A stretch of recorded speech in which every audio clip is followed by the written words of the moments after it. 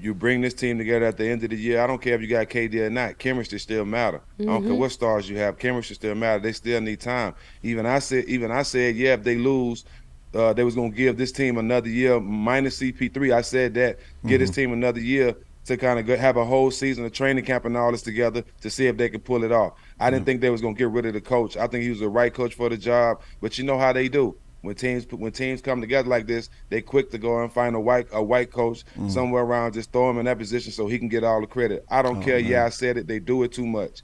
Every time a black coach comes into the league, he get the worst team in the league to start his career off under 500 coaching. He got a sorry team and he can't. His team won't win till he's like 6 years in coaching where he finally gets some stars. But coaches like a situation like this, they always find a white coach somewhere around, just like they did Steve Nash in Brooklyn. Gonna throw him in the spot where the team is really already basically together. I think Monty Williams is a great coach, and that's why as soon as he in the next day or two, you're gonna see him coaching somewhere else. He should have been having that job. They did Monty wrong. They know they shouldn't have done that. I was one guy, that actually went to bat for him because I've been a guy who was throwing a lot of money at a young age and made a mistake. You know what I'm saying? But I'm totally different from the person I was. And, I think a lot of people commend me on the changes I made, after the mistakes I made. It's not what you do, it's what you do after. And what you do after is not do the same thing again. Is what he just did. So all the people like me that was taking up for him that said it was a mistake, he's a young kid, we can't go to bat for him this time. This was the dumbest thing he could have done. This is a moron move. His parents should be embarrassed. His friends around him that, like we said, from the last incident, wasn't his friend. So it's just a fucked up situation. But you got to really just put everything in his lap and let him deal with it. He got to deal with everything that comes with it because he done the same dumb thing again that he act like he went and got help for. Just like I told y'all, he didn't talk to nobody and get no help that fast. You know what I'm saying? It was no way. That was a publicity stunt. But this is all on him, and can't nobody defend him. And I definitely won't stand up and defend him because that was the dumbest thing you could have done. Once is a mistake, twice is a choice. And now he's making a choice. And whether or not that choice is going to be detrimental to his career as a whole, I don't think that his basketball career is going to take a monumentous hit. I still think he has a career in this league. I still think he is a generational talent. I still think he's young enough to go ahead and change the course, change the trajectory of the decisions he has made and where those decisions have led him. But I think there's a deeper situation here. He needs to figure out why being a basketball player is not enough. Ja Morant got mom and dad in his life. Ja Morant's dad is sitting there courtside every single day, and I don't give a damn if he's wearing glasses, if he's wearing jewelry. I don't care if he has flavor. That's our culture. But his dad is in his life, and you're embarrassing your dad. Ja Morant is immature. And just like I said a couple weeks ago or a month and a half ago, it's not about, it's not about if something's wrong. It's more so about when is he going to get it right and what is he going to lose. We do got a lot of sorry in our league. I'm gonna be honest. Like, we played in an era where you had to earn everything. So you got so many guys coming in thinking they just should be playing because they homeboy told them they nice. I definitely got Brian's standpoint of that because you'll be surprised. It's a good, 450 of us? It's a good 75 to 100. Stinks. Good dudes, though. 75 to 100? It's like 40% Who you talking about, DeMar? Say some names. Right. Get messy. You walk in the NFL locker room, you be like, yo, that guy made the team? How? When I got to the NFL, I stepped in the locker room, I stepped in that huddle. I was like, yo, this is sweet. This is easy. The only time it was hard is when I went against the Champ Baileys of the world, the Darrelle Reeves of the world, right? Antonio Cromartie gave me some good work. But exactly what DeMar and PG are talking about is why I hate when people say, there are no trash players in the NBA. If you make it to the NBA, you're a great player. That's not true. There are people in the NBA who suck. There are people in the NBA who are there because they're either 7 feet tall and they can lift their arms up and block a shot, but they absolutely have no game. Can we stop this narrative that just because you're in the NBA, that makes you a good player? It's not always true. Stop it. That narrative's not true. Cut it out. We do have a fan question for you. They want to know what team you'll be playing for next season. Go St. Patrick. Hint. Uh-oh. played 15 years, man. I don't know, man. It might be time to hang them things up. I don't know. Right now, I'm not worried about the NFL, man. I'm actually enjoying my time. Wow. And I know I said that last year. Don't get me wrong, because I know if Brandon was here, he'd be like, wait, DJ, you said that last year. I'm honestly, man, I'm not pressed right now, man. I don't really feel like I have anything else to prove. You know what I'm saying? And I'm not saying I don't have nothing left in the tank, but it's just like I'm healthy. You know, I got my two beautiful boys that I'm raising right now that I actually have full time. They're living with me, and you know, it's my first time, you know, in my life where they're actually with me full time. I'm taking them to school every morning. That's why I was a little late. Sorry, you know, for being a little late. But you know, yeah, man, I'm just really enjoying my time. I have a lot of business, you know, adventures I'm into right now, and you know, these feet kicked up. That, you know, if any given time, you know, I know Weddle actually came out of retirement and played in the playoffs for the Rams. So if any given time one of these teams want to call, you know, about week 17, 18, right before playoffs and hit me up for a playoff run, I'll be there.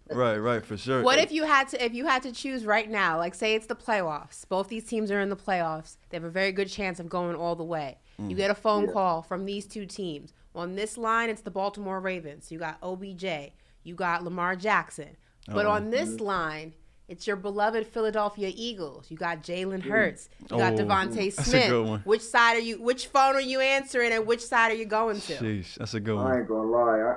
I'm going to I'm gonna bleed that green, man. I'm going to Philly, man. That's a good answer. I'm going to Philly, man. Nah, Philly for sure. When I retire, I definitely to hint to y'all that too. I'm definitely gonna retire Philadelphia Eagle, man. I was one of the best places I've been, and you know, I had a lot of success there, and just, you know, something about Philadelphia, man, that Eagle green, man, sits different with me. Yeah, you got some crazy highlights in those uniforms, for sure. I mean, I unfortunately was on the bad receiving end of a lot of those too. Yep. So let's not go down memory lane, folks. Oh, no, I still remember the punt return, yo. I still remember the punt return against the Giants. I'm a Cowboys fan, so. My God. I was about to say, I know you're not no Giants. No, that's unfortunately that's this one over here. Yeah, right. That's Woo from the West. I'm a Cowboys fan, so I remember those battles a little bit too vividly. I did the Cowgirls. I like to call y'all the Cowgirls, but I did y'all. The Cowgirls. So original, Cowgirls. Haven't heard that one before.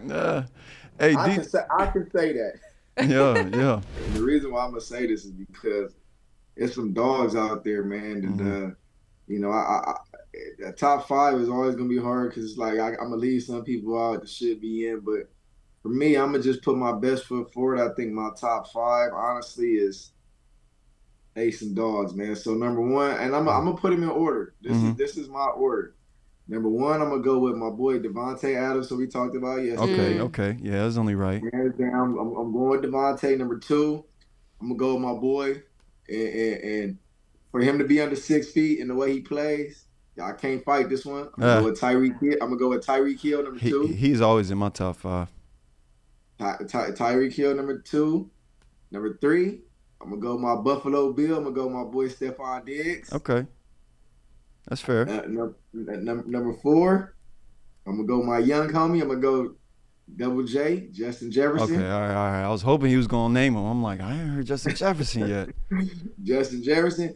And my 5th one, man, I know I'm gonna spice it up a little bit right here, but this dude a dog, man, and I won't say he doesn't get enough credit, but man, the way he plays and his physical style, man, I gotta go my boy AJ Brown for number 5. Okay. Whoa, no Jamar Chase? Yeah. AJ was one I wasn't expecting. I ain't gonna lie. You heard what I said when I He said he was gonna spice it up. Right, he did say he was gonna spice it up. Spice it up a little bit. So yeah, that's my top 5, man. You know, y'all can give me kickback if y'all want, but Jamar Chase, he a dog. I love his game, but it's so hard. Like who am I gonna take out over him? I know. Like, just who? But AJ Brown, I would have taken AJ out over Jamar. Yeah, you got the Jamar Chases. You also got the Keenan Allens. You know, I think he might be in like the top 7 or 8 conversation maybe. But yeah, no, Jamar Chase, that's interesting. I mean, I think he has a lot. He said he was gonna spice it up. Yeah. All right, let me say why. Okay, my number 5 is AJ Brown. Mm-hmm. AJ Brown, right? Let's just go back to when he was in Tennessee. Mm-hmm.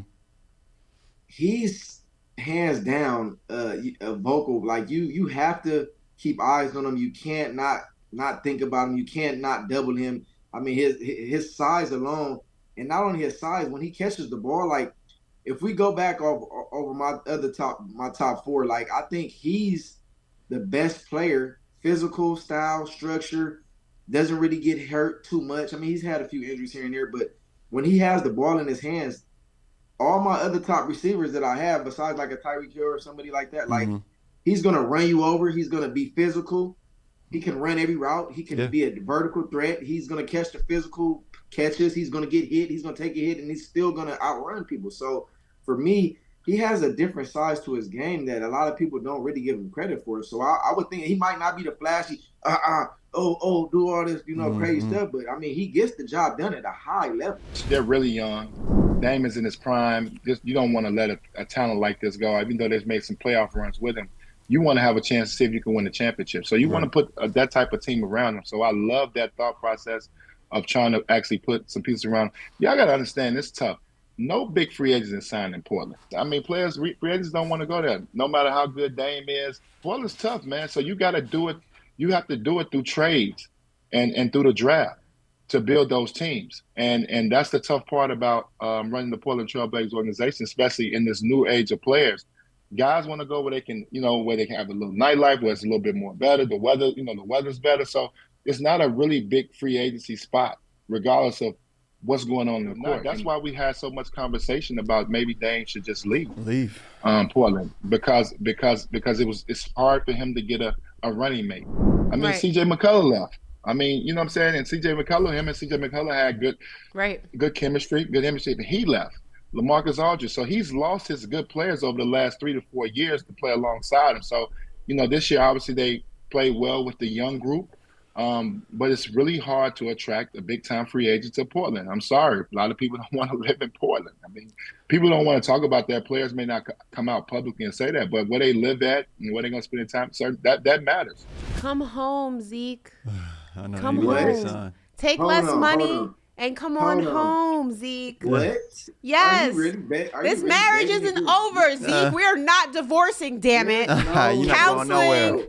We can go ahead and live in two separate wings of the house, but you have to come home, Zeke. Ashley, there's no loyalty in less pay and all that other stuff. No, because I was your guy for y'all, and y'all don't want to make it right for me. So no, I'm not coming back to that situation. I'm gonna go test the market, and I'm out. Test the market. We all know it's not a running back market. Where is he gonna get a fraction of what the Dallas Cowboys were paying him? I don't want to deal with it. Y'all got Tony Pollard. Y'all good. I'm out. Let me go. New beginnings. I'm a firm believer that Zeke can still be. I don't think he is I don't think he's running back number one anymore. He's lost his speed. He's lost his explosiveness, at least consistently. He can give it to you in spurts, but he can't give it to you 3 downs, 4 downs. He can't give it to you 4 quarters of football. But I still believe when it comes to powering through those holes, especially in the red zone, when you need someone to just power through the defense, Ezekiel Elliott is still your guy. He can still be that guy for us. Make this work, Jerry. You need me to. I will fly down to Dallas myself and make this happen. Just give me the keys. I will make. Come home, Zeke. Come home. I can't see him in another jersey. I can't do it. Between DJ telling me we won't win a Super Bowl with Dak Prescott to now Ezekiel Elliott's not a Cowboy, I am going through a lot. I cannot take this.